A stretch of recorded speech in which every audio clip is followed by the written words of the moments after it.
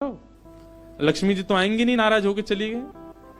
बलराम जी बोले हाँ हाँ जान दे, ये बहू के बड़े नखरे हैं, चली गई तो काम का भूखे रहेंगे, चल लाला मेहनत करके उद्यम करके भिक्षा मांग के पालेंगे।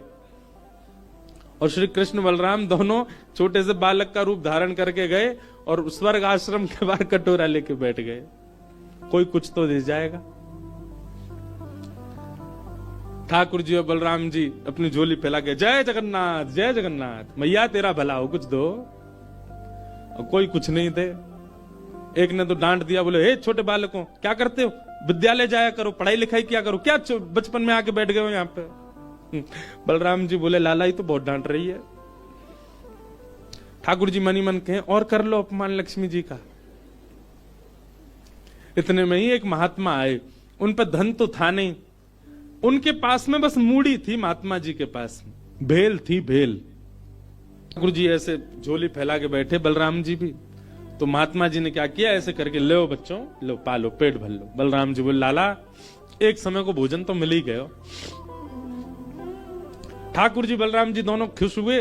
लक्ष्मी जी ने दूर से देखा, ए पवन देव जोर से बहना प्रारंभ करो। ऐसी जोर की हवा चली महाराज, सबरी मूड़ी उड़ गई। बलराम जी और ठाकुर जी पीछे पीछे भागे, मूड़ी सबरी उड़ गई।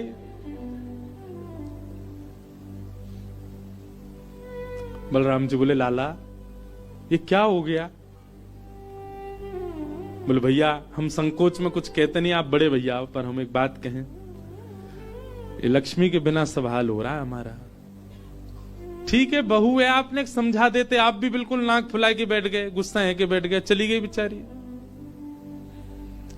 यदि वे प्रसन्न हो जाए तो फिर सब ठीक है जाएगा।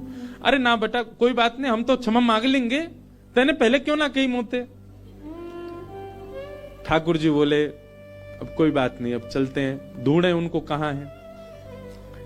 पूरे पुरी में ढूंढा, कहां है लक्ष्मी जी। लक्ष्मी जी उसी कन्या के घर में थी, उसी घर में थी जहां देख करके बलराम जी को हीन भावना आ गई थी।